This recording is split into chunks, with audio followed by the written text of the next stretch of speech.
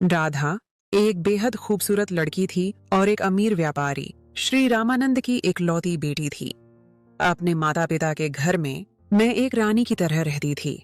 मेरा पालन पोषण बहुत लाड प्यार से हुआ था और इकलौती बेटी होने के कारण मेरी हर इच्छा पूरी की जाती थी। किसी शादी समारोह में प्रताप सिंह के सबसे बड़े बेटे नारायण ने मुझे देखा और वह मुझ पर दिल हार बैठे। वह इतने प्रभावित हुए कि मुझे देखकर पलटना ही भूल गए। उन्होंने तुरंत मेरे घर शादी का संदेश भेजा। उनके माता पिता भी यह रिश्ता लेकर आए क्योंकि उन्हें अपने बेटे की खुशी सबसे ज्यादा प्यारी थी। इस तरह हमारी शादी हो गई। शादी के कुछ साल बाद ही मेरी सास दुनिया से चल बसी और उसके बाद ससुर भी बीमारी की वजह से चल बसे। अब हवेली में मैं, मेरे पति नारायण और मेरा छोटा देवर शिव रह गए थे। मेरे पति भी मुझसे 3 साल छोटे थे।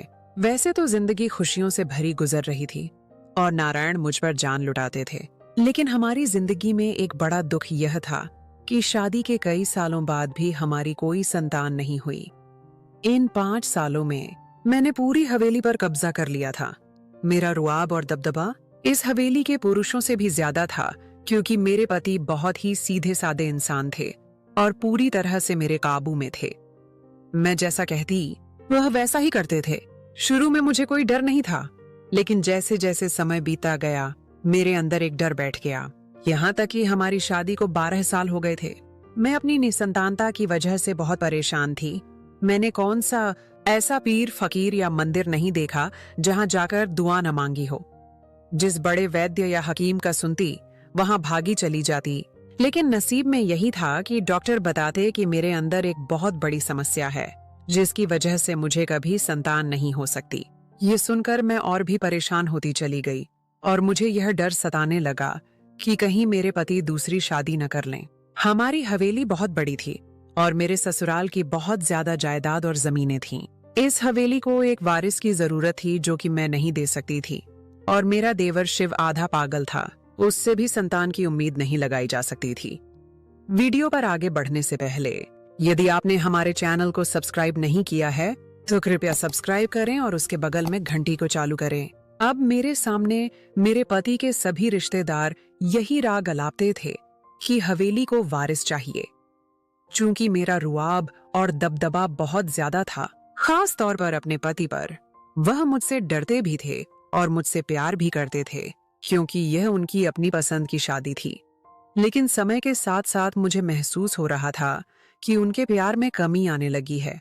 मुझे यह डर था कि लोग उन्हें मेरे खिलाफ न कर दें क्योंकि संतान न होने की वजह से मेरी स्थिति काफी कमजोर हो चुकी थी। सौतन की एक तलवार मेरे सिर पर हर वक्त लटकी रहती थी। मुझे डरावने सपने आते थे। हर दूसरे दिन अब मुझे सपने आने लगे थे। मुझे दिखता कि मेरे पति हाथ पकड़कर किसी लड़की को हवेली लेकर आ रहे हैं और मुझसे कह रहे हैं कि यह मेरी दूसरी पत्नी है, यह मुझे वारिस देगी। इन भयानक सपनों ने मेरा दिल दहला कर रख दिया था। वह हवेली से बाहर जाते तो मुझे मालूम भी नहीं होता था कि कहाँ जाते हैं और किन दोस्तों के साथ उठते बैठते हैं। लेकिन मुझे यह बात समझ आ गई थी कि उनके दोस्त अब उन्हें वारिस के बारे में बातें समझा रहे थे।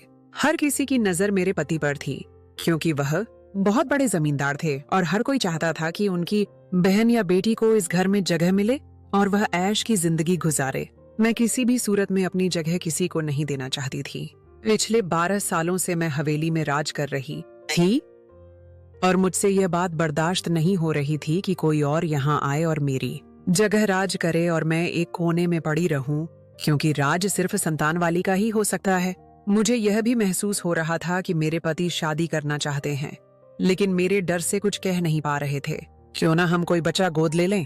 एक दिन मैंने उनसे कह दिया तो देखा कि उनका मूड खराब हो गया है मेरी इस बात पर। हवेली को अपना वारिस चाहिए जो अपना खून हो। किसी और का बच्चा लाकर हम क्या करेंगे। हमारी सारी जायदाद पर हमारे खून का हक होना चाहिए, न कि किसी और का। मेरे पति ने सख्त भाव के साथ कहा और वहां से चले गए। उनका यह व्यवहार देखकर मैं समझ गई थी कि अब मेरी बादशाहत डूबने वाली है। मुझे जल्द से जल्द कोई तरकीब करनी थी, वरना मेरी सरकार खत्म हो जाती। अगर मेरी सरकार खत्म हो गई तो मैं आधी पागल हो जाऊंगी। यह सोचकर मैंने एक योजना बनाई अपने दिमाग में जिससे सांप भी मर जाए और लाठी भी न टूटे। अपने आधे पागल होने के ख्याल से अचानक मेरे दिमाग में बिजली सी कौंधी और मुझे अपना आधा पागल देवर याद आ गया। फिर मैंने सोचा कि मेरा देवर आधा पागल है, बिल्कुल पागल तो नहीं है। उसकी शादी हो सकती है और वह संतान पैदा कर सकता है।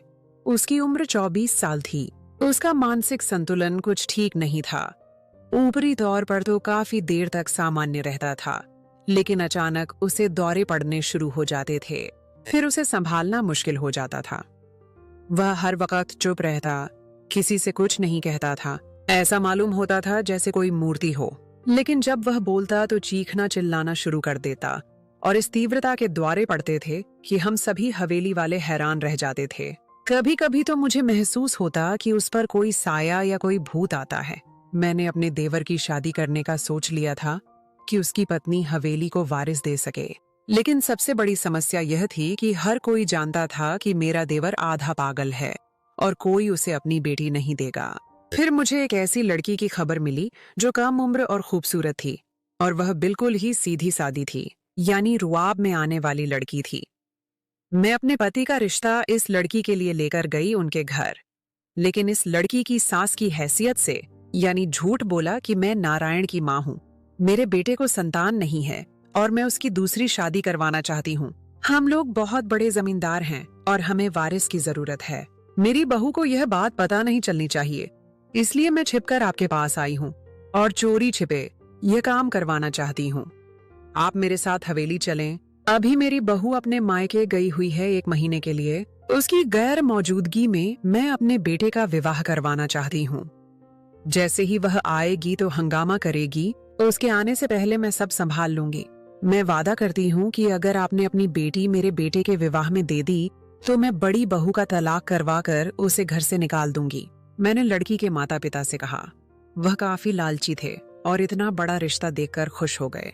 मैंने अपना परिचय उनके सामने नारायण की पत्नी नहीं बल्कि नारायण की माँ के तौर पर करवाया, क्योंकि मैं नारायण से उम्र में थोड़ी बड़ी थी और मैं अच्छी खासी बड़ी भी लगती थी।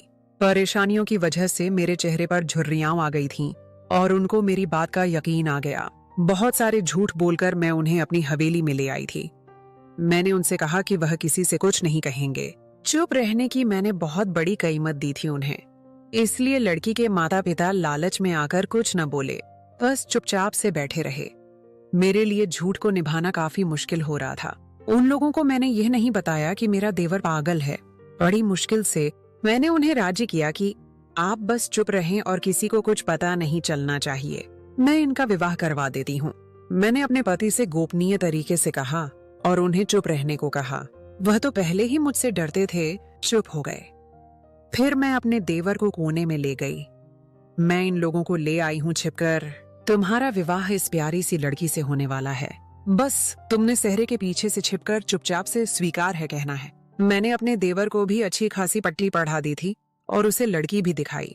लड़की का सौंदर्य देखकर मेरा देवर चुप हो गया, तो मैं समझ गई कि वह इस लड़की को अपना बनाना चाहता है। सब कुछ मेरी इच्छा के अनुसार हो रहा था। मेरे पति चुप थे, मेरे देवर ने भी हंगामा नहीं किया। मैंने तुरंत पुजारी और गवाह बुलाए। जैसे ही विवाह का समय करीब आया, मैंने अपने देवर को सेहरा बांधकर बिठा दिया। उसका चेहरा नजर नहीं आ रहा था। लड़की के माता पिता समझ रहे थे कि सेहरे के पीछे नारायण है, लेकिन सेहरे के पीछे मेरा पागल देवर था। इस लड़की का विवाह मेरे देवर से हो गया था। तुरंत इस लड़की के माता पिता को चलता किया और चौकीदार से कहा कि आगे से ये दोनों यहाँ पर नहीं आने चाहिए, और अगर ये दोनों हवेली में आना भी चाहें तो इन्हें धक्का देकर बाहर निकाल दीजिएगा। इन दोनों पति पत्नी का दाखिला वर्जित है हवेली में। इस तरह से लड़की के माता पिता का पता भी मैंने काट दिया। अब लड़की की बारी थी। मैंने काफी बातें समझाकर अपने देवर को लड़की के साथ भेज दिया उसके कमरे में। सुबह होते ही मेरा देवर कहीं निकल गया और वापस नहीं आया। वह लापता हो गया था। मुझे बहुत परेशानी हुई। मैंने अपने पति से बात की तो वह निश्चिंत थे। बोले आ जाएगा, जाना कहाँ है उसे, शायद वह चाचा हरि के घर गया होगा। मैंने देखा नैना बहुत खूबसूरत है और सीधी सादी है। मैंने उस पर पूरी तरह से काबू कर लिया था। इस नई लड़की का नाम नैना था। नैना की हैसियत हवेली में एक नौकरानी से ज्यादा नहीं थी। भला मैं कैसे बर्दाश्त कर सकती थी कि मेरी देवरानी मेरे बराबर आकर खड़ी हो जाए। लेकिन देवर के लापता होने से मैं थोड़ी सी परेशान हो गई। विवाह की सुबह वह चला गया था और उसके बाद से 1 महीना होने को था, वह वापस नहीं आया। महीने के आखिर में मुझे पता चला कि मेरी देवरानी गर्भवती है। तो मैं बहुत खुश हुई। मैं जैसा चाहती थी वैसा ही होता जा रहा था। हवेली को उनका खून, अपना वारिस मिलने वाला था, जैसा कि मेरे पति की इच्छा थी। आपने कहा था कि हवेली को अपना खून चाहिए वारिस के तौर पर। अब नैना वारिस देने वाली है हवेली को। ऐसा करूंगी कि यह बच्चा मैं खुद पालूंगी। यह बच्चा मेरा होगा। वह आप लोगों का अपना खून भी होगा और वारिस भी होगा। मैंने अपने पति से कहा तो वह चुप हो गए। उन्होंने मुझे कोई जवाब नहीं दिया। न जाने क्यों उनकी चुप्पी मुझे किसी तूफान का आगाज लग रही थी।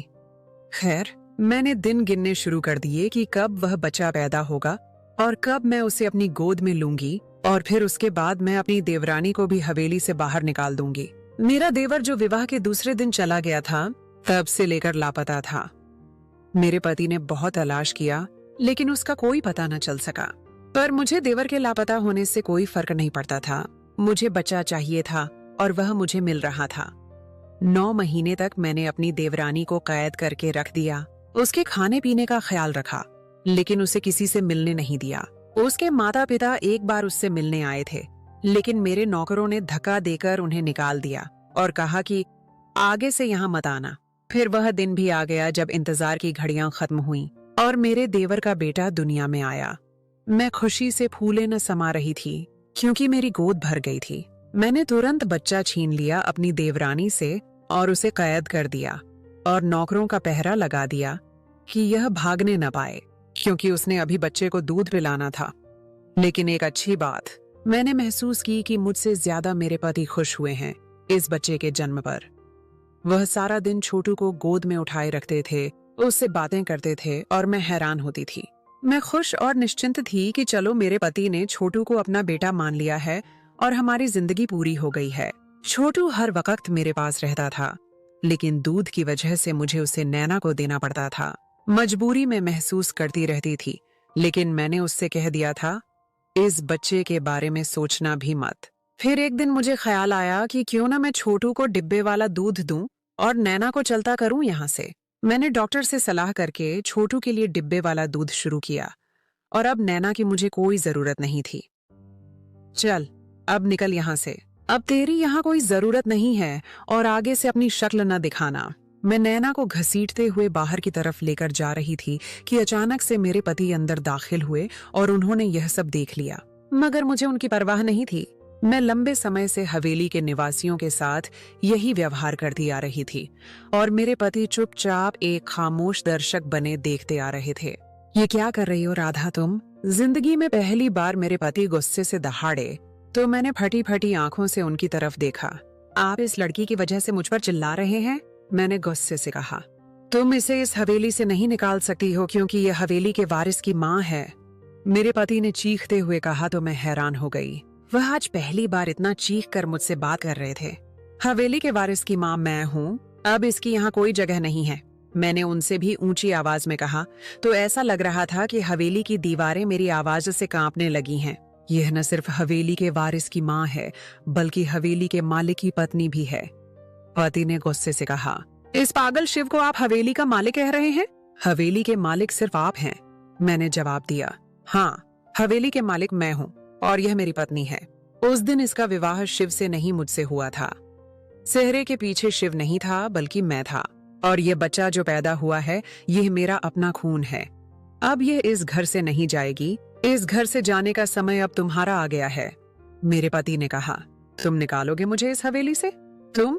मैं अपने पति का गिरेबान पकड़ने के लिए आगे बढ़ी तो किसी चीज से टकराई और शीशे की मेज पर मेरा सिर लग गया और उसके बाद मेरी आंखों के सामने अंधेरा छा गया और मुझे कुछ याद नहीं रहा कि मेरे साथ क्या हुआ। जब मेरी आंख खुली तो मैं अस्पताल में थी।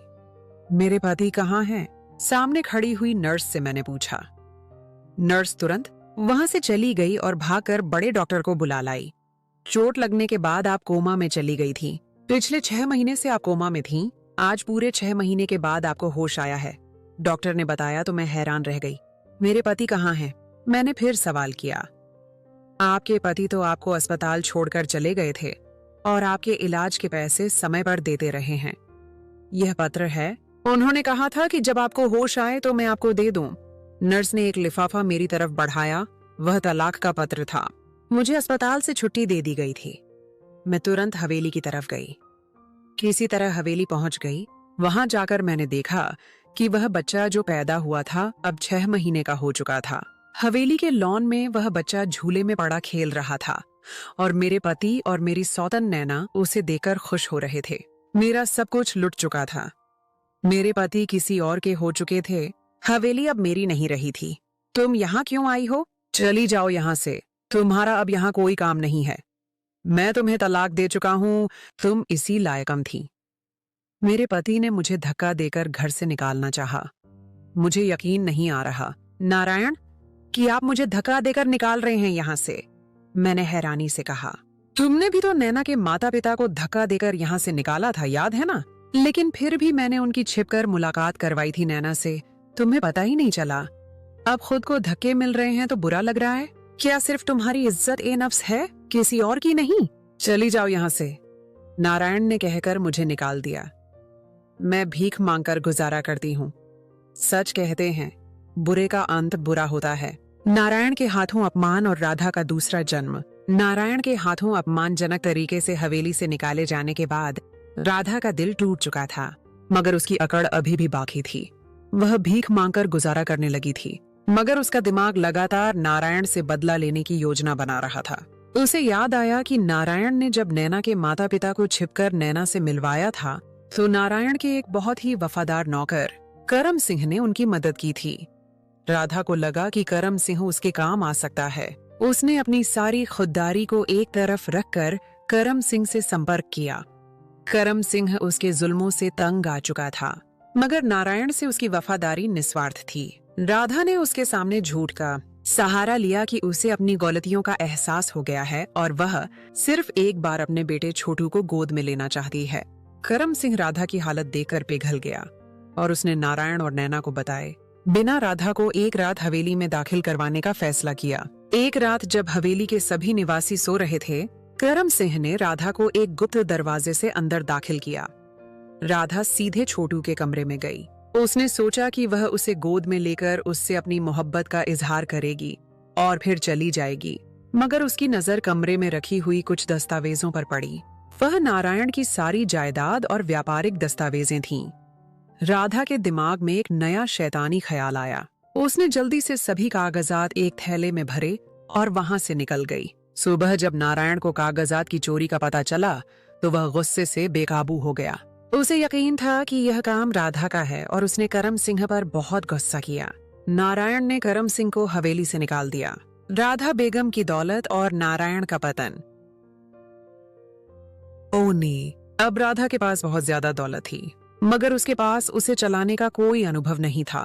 नारायण के सभी कारोबार और जायदाद की दस्तावेजें उसके कब्जे में थीं। राधा ने बहुत चालाकी से एक अनुभवी वकील रणजीत सिंह की सेवाएं लीं, जो सिर्फ पैसों का पुजारी था। उसने उसे हर तरह का लालच दिया और यह भी बताया कि यह सारी जायदाद उसने नारायण से छिपकर हासिल की है।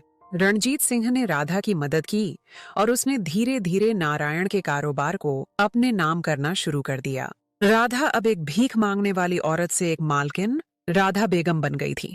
उसने एक बड़ी और शानदार हवेली खरीद ली और अपने पुराने अपमान का बदला लेने के लिए एक ताकतवर औरत के तौर पर उभर कर सामने आई। नारायण को जब अपने कारोबार की तबाही का पता चला तो वह चौंक गया। उसने करम सिंह को वापस बुलाया और उससे माफी मांगी। करम सिंह ने राधा की सारी चालाकी नारायण को बताई।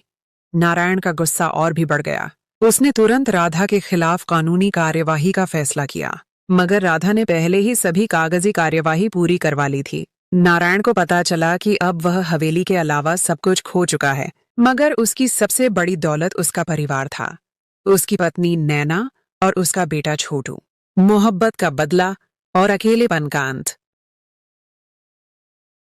हाँ, राधा अब बहुत अमीर और ताकतवर हो चुकी थी। उसने अपने नए धन दौलत की नुमाइश शुरू कर दी। उसने बहुत सी पार्टियां और महफिलें आयोजित की ताकि नारायण को ईर्ष्या हो। उसका मकसद सिर्फ नारायण को दुख पहुंचाना था।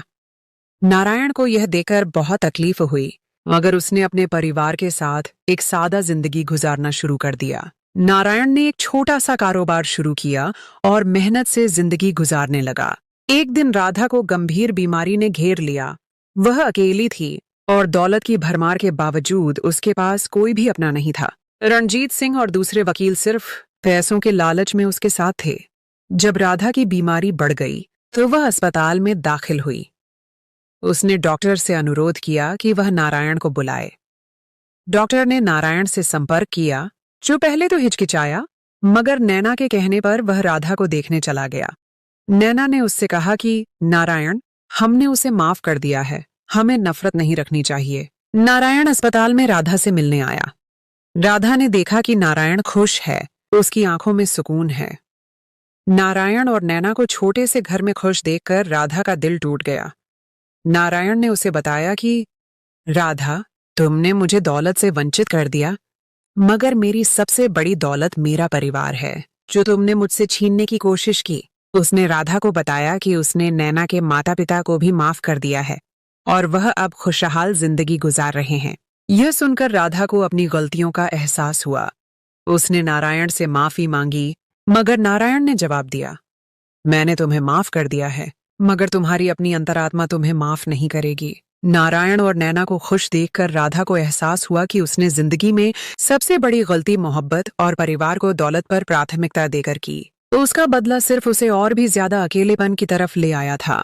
राधा की मौत अस्पताल में अकेलेपन में हो गई, जिसका अंत उसकी दौलत और अकेलेपन पर हुआ, जिसे वह कभी मोहब्बत और सुकून से बदल नहीं पाई।